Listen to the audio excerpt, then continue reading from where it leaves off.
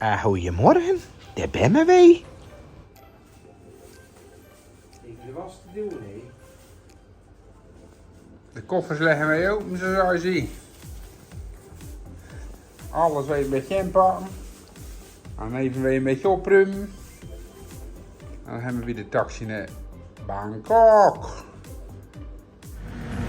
Voor dit luchtje moest ik gewoon diepe buiten. Zie je dat?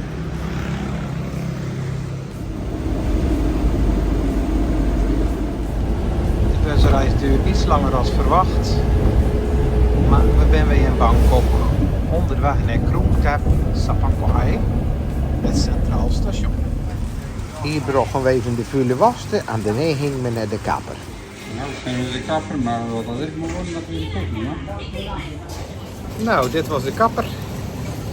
Heerlijk geknipt. Sorry buren, we gaan een keer vreemd. En er zit een andere kapper. Sorry kap. Kijk, die is nog hands geknipt. Blijft er nog wat over? Nou mensen, ik ben naar de kapper geweest. Ik ben nu de stoel. Ik ben blij dat ik eruit ben, want die man die stond niet gewoon mee.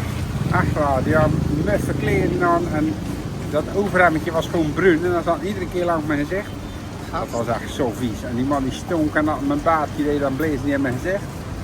Nou, en die bleef maar knippen. En die stopte maar niet. En het is prachtig geworden. Hè? Prachtig Kijk. resultaat. Ik dacht nog even niet alles er maar op.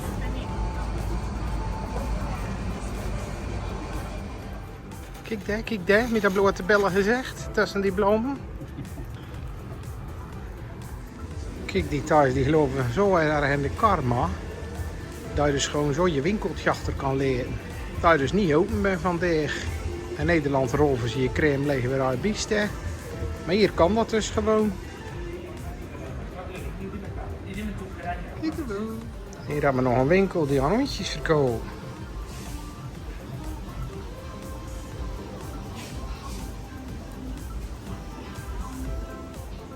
Thailand is ook bekend om de handel aan industrie en edelstenen. Je kan hier zelf een armbandje laten maken. Nou, en dit is het resultaat te worden.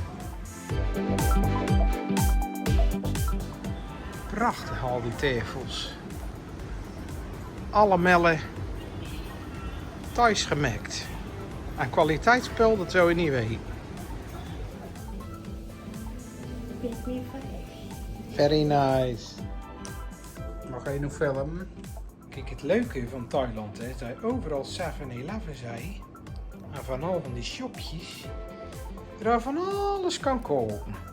Rukkertjes, smaarseltjes, doekjes, zeepjes, serumpjes, kraampjes, poeiertjes, drankjes, belletjes. En zo maar deur.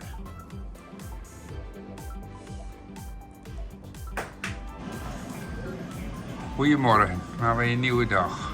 Goedemorgen. Zag nou jullie in dat filmpje naar die meubels te zien? Die prachtige meubels. Johan, wat kan je erover vertellen? Ja, dan maar kocht aan, hè. We hadden een mooie tafel gekocht. We hadden 2 salontafels gekocht. We hadden een kastje gekocht. We hadden een tv-meubel gekocht. En we hadden nog een bizet-tafeltje gekocht. We hadden van alles gekocht. En dan moet dat in een container naar Nederland. Dat is wel een beetje spannend, maar dat komt wel goed. Ja, wat is beteeld toch? Het is beteeld. Ja. Maar goed, nu hebben we. Nu hebben we weer een longtailboot de Bangkok varen. Kijk, we wachten nu op de boord. Terwijl we hier zitten te wachten, ruikt het hier erg naar knoflook. Dus ik moet even naar Maria zien.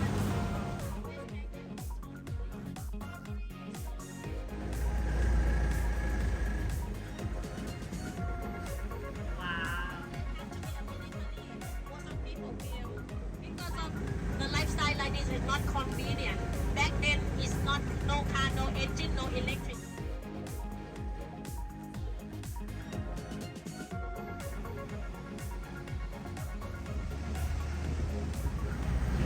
Tussen deze hoostie woont arm en rijk door elkaar. Dit is vannacht met de regen in stort. Just only 10 million people pay the tax. Wow. Back, you will of the big Buddha from here. After we Even een cappuccino tussendoor.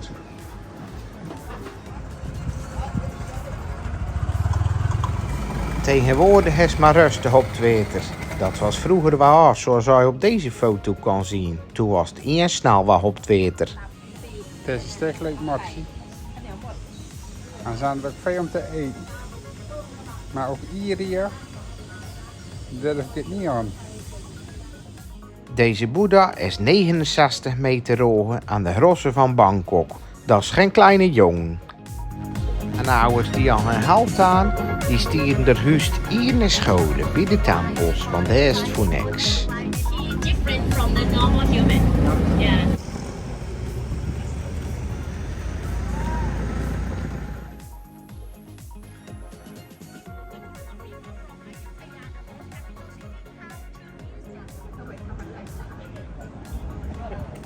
Moet je nog een bloemetje aan voor thuis?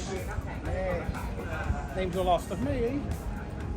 S'avonds ben we bij de winkelcentrums van Siam. Ja, dat gekrioel hier, dat is hier een mierennest.